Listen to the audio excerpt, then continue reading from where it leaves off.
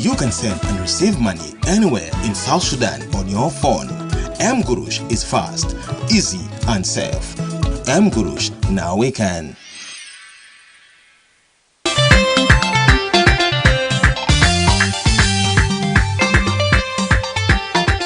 The Queen of Afrobeats, Chwende Ngajing, invites the general public to celebrate 10 incredible years in the music industry at a mega live concert you don't desire to miss. It takes place on 28 February 2026 at Century Garden, opposite Nile Pet headquarters from 12 p.m. till 8. Get ready for captivating performances as Achua takes the juncture alongside top national and international musicians, including Ugandan superstar Jose Chameleone and many more.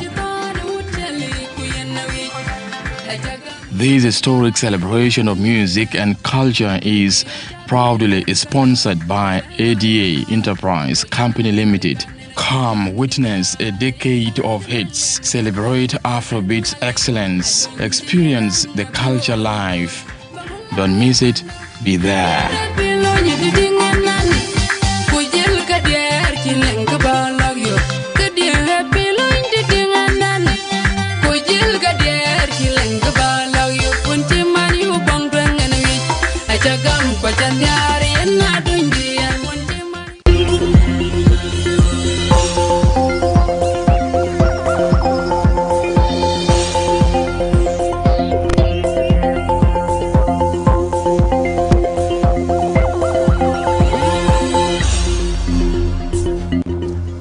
President Kiir directs economic revival amid rising suffering as families don't afford basic goods.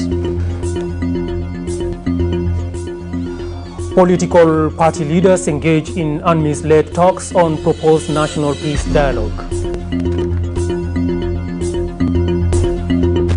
And wildlife authorities engage with traditional leaders to address rising poaching across Jonglei.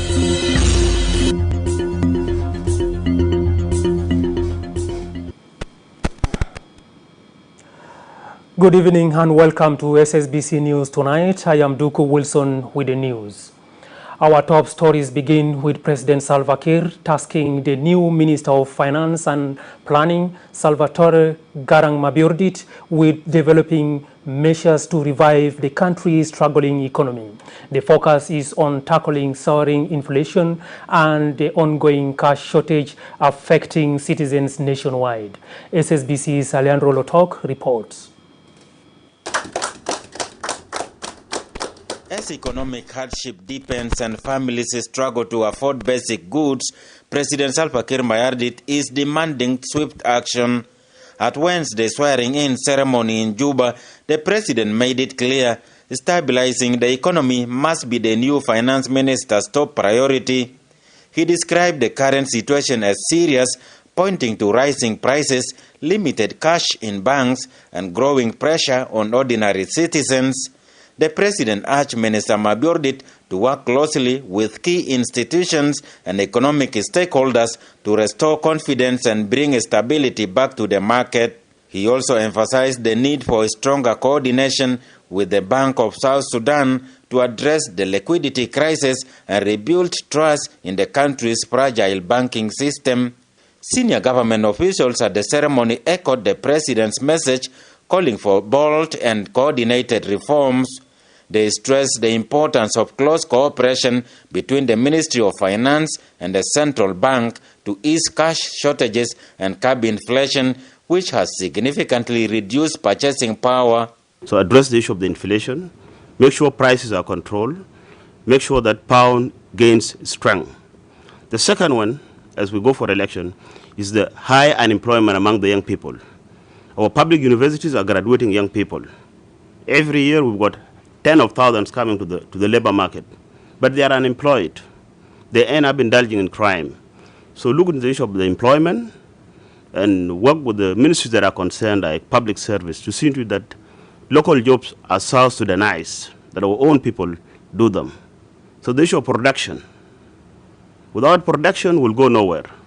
We hope that the Ministry of Finance will work together with Ministry of Agriculture. Even if you try this year, one particular farm, agricultural scheme, together with Ministry of Agriculture, with our local farmers, even if you spend $2 million, it'll just be a trial, an example, so that we have food in our market that is not brought from East Africa. What is more pressing now is to address the issue of liquidity. We need to work out to ensure that we avail the local currency so that people can enjoy their life, and all the other projects could follow. We want you to prioritize spending on national issues that are supposed to yield fruits to the nation, to the people of South Sudan. One of them is the salary, because this is a discipline spending that you give the public servant, organized forces, their salary. And you also spend in the production. In his remarks, Minister Mabiordit laid out his immediate priorities. He pledged to ensure the timely payment of government salaries, clear outstanding arrears owed to the civil servants and armed forces, and secure funding for critical national needs, including security and defense.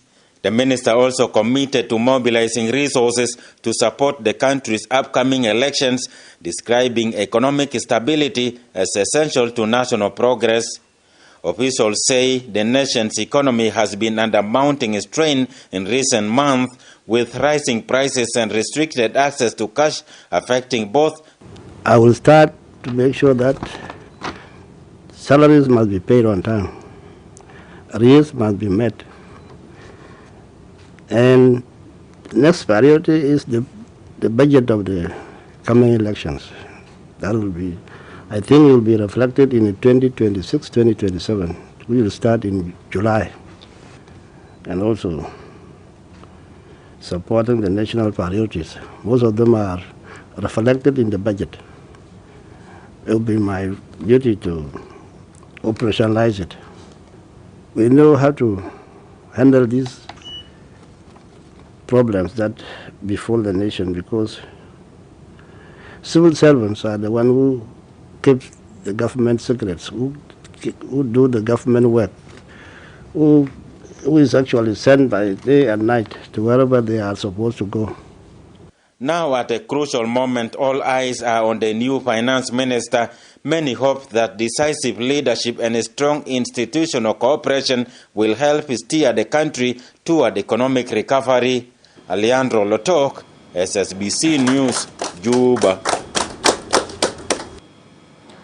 Political party leaders are participating in UNMISS-led roundtable discussions on the proposed national peace dialogue initiatives ahead of the upcoming December elections. Among the participants are Vice President Josephine Joseph Lago, representing the South Sudan Opposition Alliance, and Mary Apai from the ruling SPLM party, among others. The leaders underscored the importance of dialogue, cooperation, and national unity in advancing the peace process, reflecting challenges facing the implementation of the peace agreement, and explored practical steps to strengthen its mechanisms.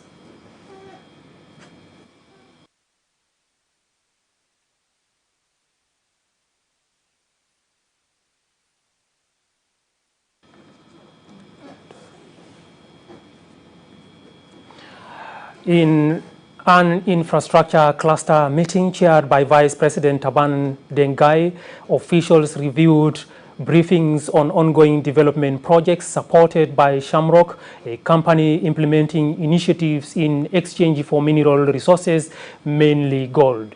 Minister of Roads and Bridges, Peter Lamboth, highlighted the meeting's focus on government development goals. He confirmed that Vice President Guy is being briefed by Minister of National Transport, Rizik Zakaria Hassan, on the DESU agreement signed in Djibouti. This pact, involving Ethiopia, Djibouti, South Sudan, and Uganda, aims to create a border road network to boost trade and movement of people. The cluster also reviewed progress on the South Sudan Civil Aviation Authority's implementation of international air navigation standards and the establishment of the Ministry of Energy and Dams, which is now pending Council of Ministers ratification. We also discuss the status of Ethiopia South Sudan road, that is Pagak-Paloj road, where we have reached the level of authentication of the contract, and for feasibility study which has been sent to Addis Ababa this week. We also updated the cluster on the Rang Malakal Bor road, where we are working with the Ministry of Finance to pay some amount of money. We also discussed the memo presented by the Minister for Transport, and it was in regard to an agreement that was signed last week in Djibouti. That agreement is called an agreement DESO, which is Djibouti, Ethiopia, South Sudan, and Uganda, establishing a corridor network between these countries so that trade can be facilitated and people movement can be facilitated. That DESO agreement was signed last week. We also discussed the issue of civil aviation in South Sudan. We are happy to announce that South Sudan is now in full control of its airspace by any measures that are there. So it has been a long time for us to gain our air control and airspace. So this has been accomplished. Another item was the structure of the Ministry of Energy and Dams, which was discussed. This is the second time now to discuss it at the cluster, and it has been passed now for it to be presented to the Council of Ministers in the same way that the DESO agreement will also be presented to the Council. Vice President for Gender and Youth Cluster, Rebecca Nyandeng, in her capacity as the acting governance cluster chairperson, engaged in an extensive discussion with the German ambassador to South Sudan, Grigory Bladjian, regarding humanitarian access, peace efforts, and youth development.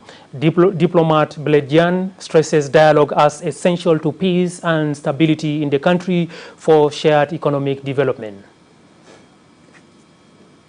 Talked about the long-standing partnership and friendship between South Sudan and Germany that goes back decades. And equally, we also talked about the importance of peace, of inclusion and dialogue in South Sudan, and also, and this is a specific also request by Germany to have the humanitarian access to the people in South Sudan who need it. And all of this can be achieved through peace.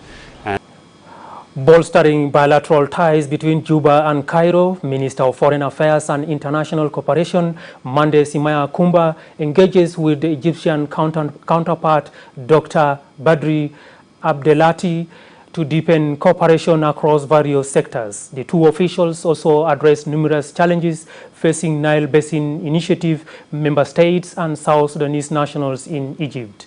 The meeting further focused on the political and security situation in Sudan and other regional issues.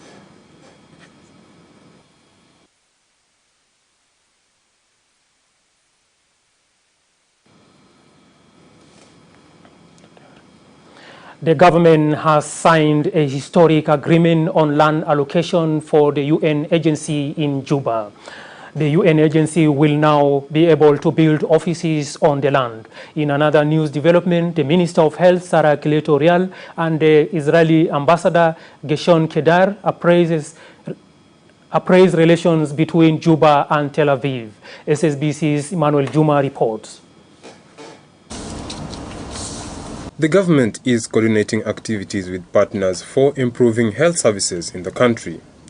Accordingly, the government and United Nations World Health Organization have signed an agreement on land allocation to the UN agency. Under the agreement, the UN agency will now be able to construct 6 offices in Juba. The Ministries of Justice, Health and Lands, Housing and Urban Development signed on behalf of the government, and a representative of the World Health Organization signed on behalf of the UN agency.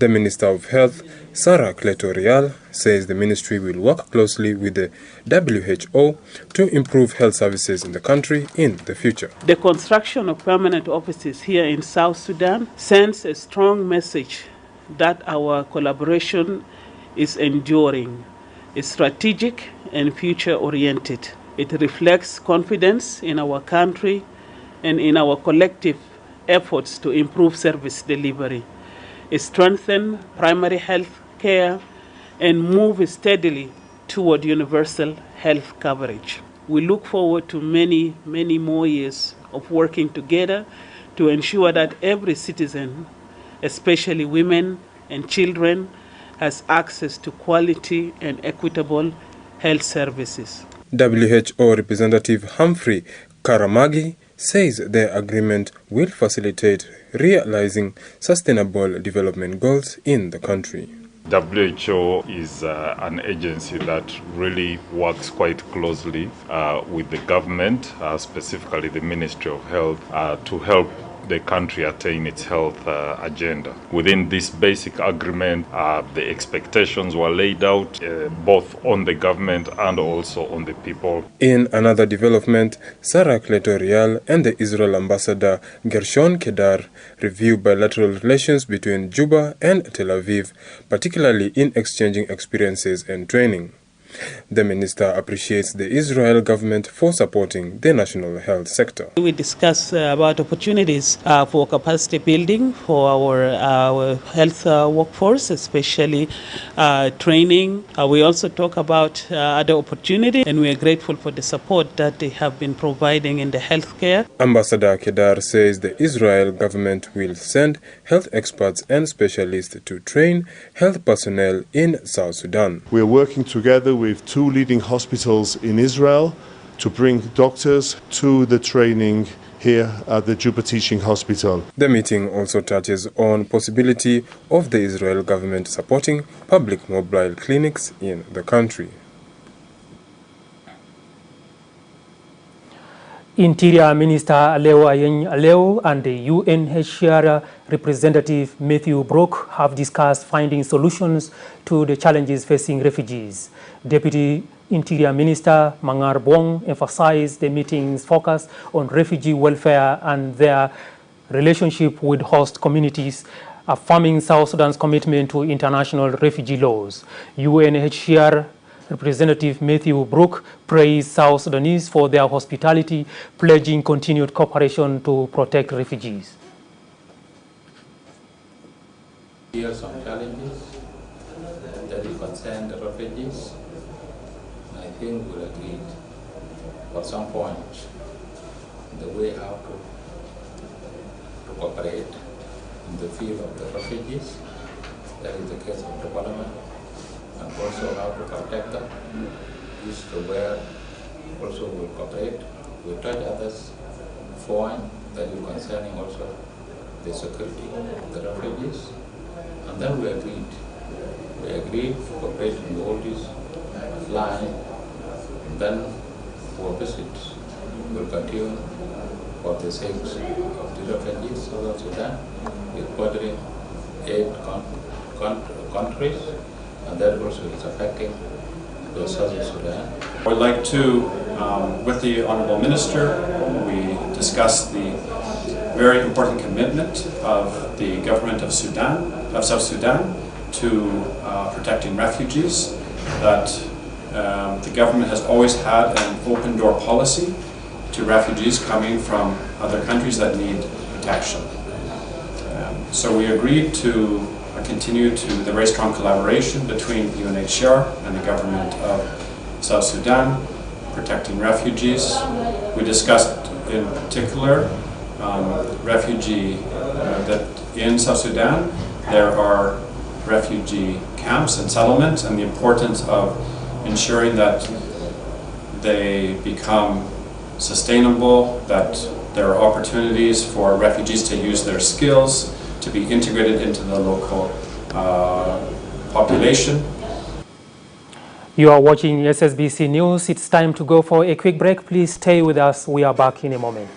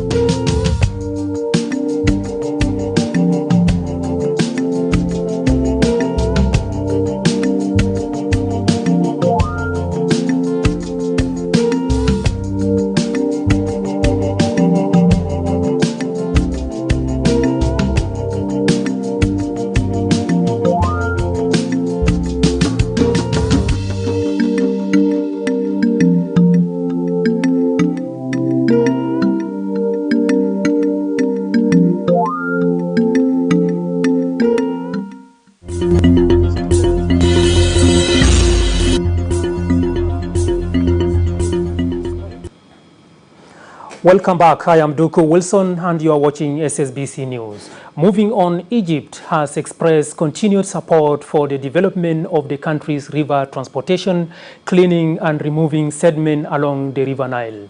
This comes in a meeting between Transport Minister Rizk Zakaria Hassan and the Egyptian ambassador to South Sudan, Hazim Mamdouh. The meeting have focused on the aspects of developing the river transport and clearing the Nile, plus other related aspects for that matter. We will be raising it to our ministerial level absolutely soon. I will be addressing my counterpart, whom we have a contact with him ever since, so that we bring it up to that ministerial level in order to materialize this very important field of cooperation between our two countries. We are hoping that field of bilateral cooperation will be enriched in the future. As you know, Egypt has a comparative advantage in these fields. We are ready to share our experience with the Republic of South Sudan. The Deputy Minister of Foreign Affairs and International Cooperation, Akwe Bona Malwal, and the UN Resident and Humanitarian Coordinator, Anita Kiki Igbeho, have engaged in diplomatic talks aimed at strengthening humanitarian coordination between the government and the United Nations. Both parties reaffirmed their commitment to cooperation, transparency, and continued engagement on issues of mutual interest.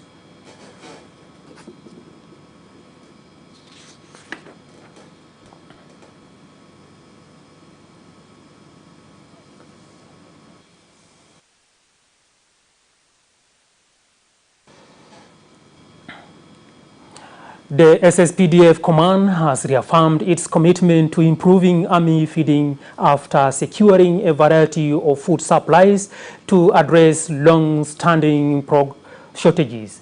The Assistant Chief of Defense Forces for Logistics, General Garang Ayi, inspected the SSPDF news site warehouse stocked with assorted food items. Victor Alias reports.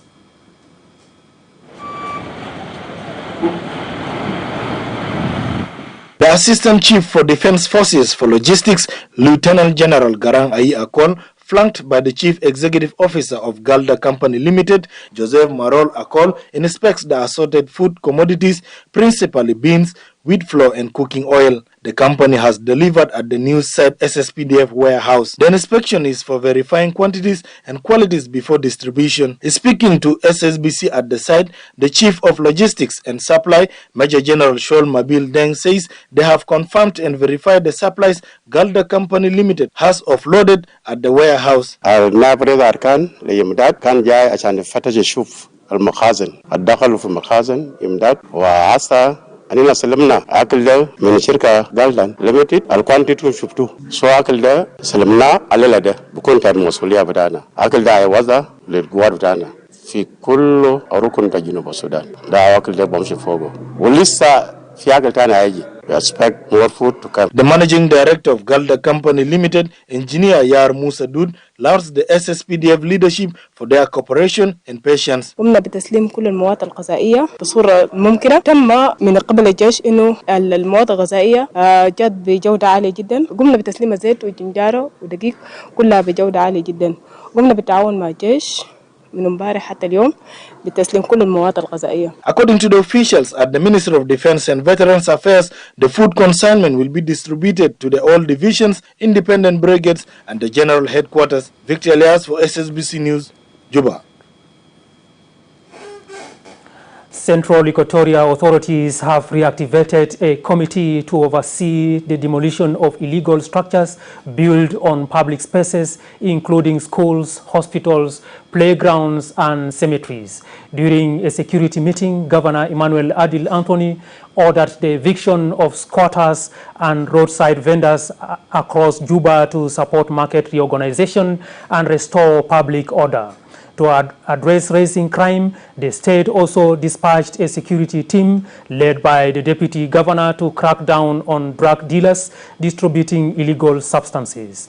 Additionally, the state security committee directed cattle herders from Terkeka, Bor, and the Ambororo community to comply with the presidential order requiring the return of cattle to their places of origin. The cattle which are now disturbing the communities in Yei, Lanya, Morobo, and some other parts of Central Equatoria State.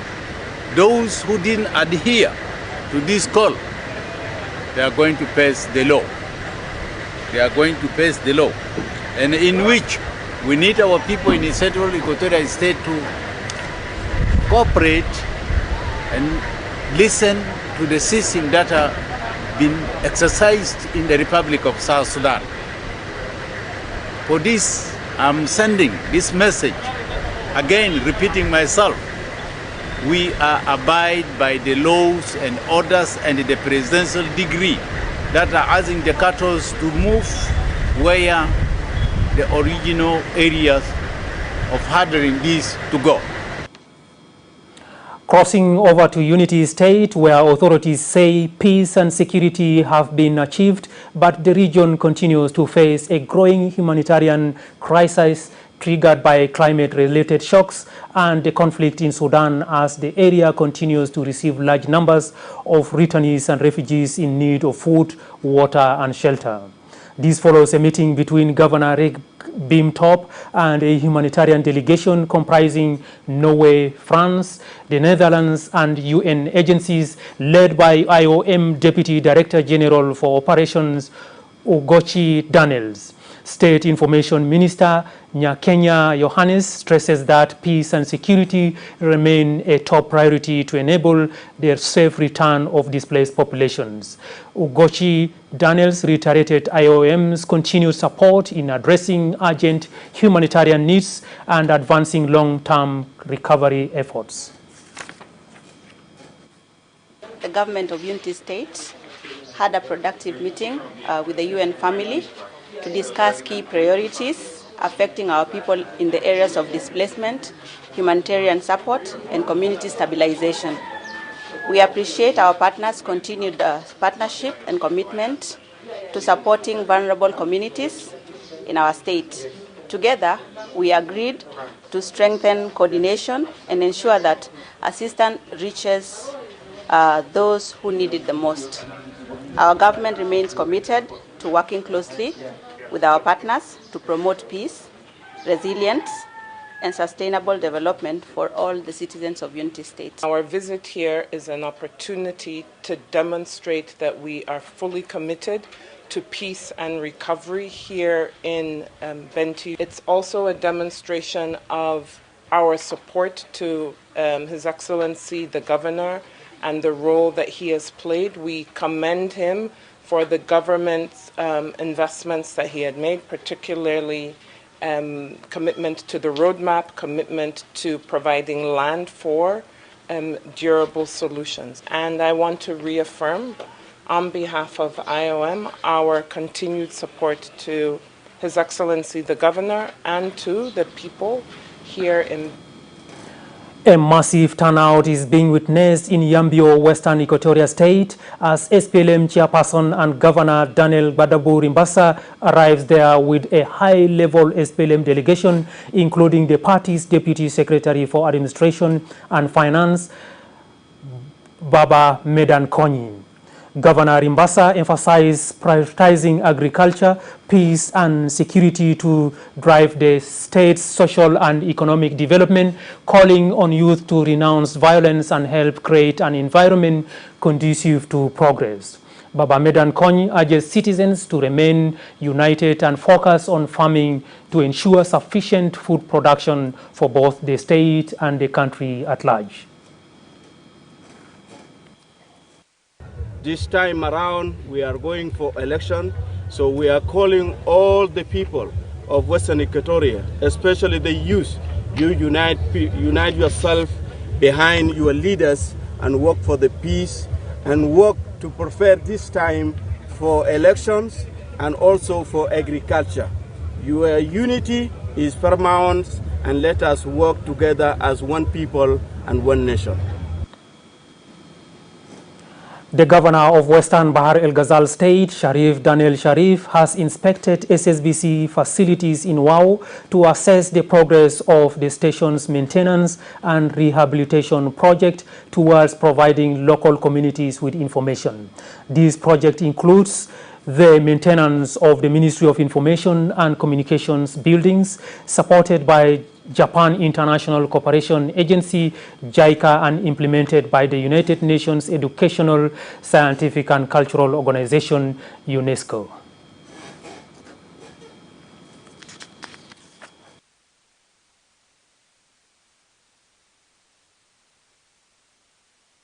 لوزارة الإعلام وبرضه للتلفزيون الإذاعة والتلفزيون عشان نشوفوا الشغل والصيانة الماشي في الوزارة وبرضه في الإذاعة والتلفزيون بطريقة كويس.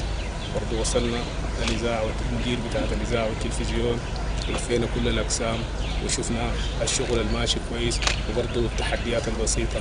ونحن كحكومة بنشكر جايكا للدعم بتاعهم وبرضه بنشكر وزارة الإعلام القومية للوقوف بتاعهم. رسلوا لنا تيم كان فني وجو وجنبوا معانا قريب شهرين واشتغلوا شغل كبير.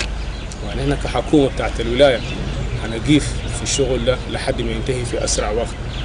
كل المواطنين في مدينة الواو وخارج مدينة الواو إنه إن شاء الله تلفزيونكم هيصل في وقت قريب جدا، وخاصة الناس المشاهدين للرياضة في مكان بعيد جدا زي دم زبير وحتات. إن شاء الله بعد كده كاس أفريقيا ودوري العام ودوري الإسباني هتبث من تلفزيون بتاع ولاية غربي بحر الغزال. وهذا العمل حقيقة بنضيفه إضافة حقيقية لمجهودات بتاعت السيد الحاج. مشروع بتاع الإذاعة مشروع بدأ من 2022 واللقاء كان مع ناس يونسكو جانبية مع جايكا. الاتصالات بتضامن مع بعض، محاولات إن داير تحسن داير يشتغل مع جنوب السودان. يعني تبورت هذه العلاقات والاتصالات واللقاءات لمن تم اعتمادها. Jonglei State has recently experienced sharp rises in illegal hunting activities in the region, as reports indicate that poachers have killed thousands of animals and threatening wildlife conservation. John Tabanwani has more on the story from Bor. Jonglei State is rich in wildlife, now threatened by heightened illegal hunting, poaching and bushmeat trade. Striving to counter the illegal practice and conserve wildlife, the National Minister of Wildlife Conservation and Tourism fixed one-day training workshop for multiple stakeholders to discuss sustainable wildlife management and community-based natural resources governance within the greater Jonglei landscape. The program attempts to provide an update on hunting activities in 2026 and their impact on wildlife population. It is a part of existing undertaking to strengthen cooperation and develop practical approach to conserving the wildlife against potential risk of extinction. The Director General of Wildlife Service in the Ministry of Wildlife Conservation and Tourism, Khamis Adiang, asked local communities to respect the rule of law. It has been a bit serious to grow up with this country. Let us respect our cultures. Let us not fear law. Let us respect law. Let us respect law. Let us respect ourselves. We are mandated by the Constitution of the Republic of South Sudan to conserve wildlife. Conserve wildlife for the betterment of the people of the Republic of South Sudan. Bor County Commissioner Samuel Atenj says local community have no knowledge on the importance of wildlife. You see, it is not like we don't understand, our people don't understand the importance of wildlife. It is because they lack knowledge about the importance of the wildlife. So there is a need of more effort to be exerted to educate our people on the importance of the wildlife. UNMISS Justice Advisor and Rule of Law, Joy Career, says poachers have to be held accountable. These poachers are amongst us, these poachers are known to us, but how are we holding them accountable? So there is need to hold them accountable. So we are the people who need to protect these animals. Failure to do this, history will judge us very harshly in the future. The African Parks, however, remains a firm committed to working closely with national and state authorities to promote sustainable conservation models that balance environmental protection with social and economic development. The workshop ends with resolutions on releasing motorcycles intercept with poachers carrying bushmeat, striking an agreement with poachers on reducing the intensity of poaching, resuming enforcement operation, recruiting former poachers into the wildlife service, and creating a special court for prosecuting perpetrators of illegal hunting and poaching in Jungle State. John Tabanwani, SSBC, Bor, Jungle State. And finally, plans to rehabilitate the police hospital are underway to improve medical services for servicemen. The Assistant Inspector General of Police for Medical Services, Lieutenant General Dr. Olo Adiang Nijok, and representatives of the United Nations Police, led by the UNPOL Deputy Commissioner, convened to develop a strategic roadmap for the hospital's rehabilitation, including the provision of medicines and logistical support. According to Dr. Olo, the hospital will provide services to police personnel, their families, and the civilian population.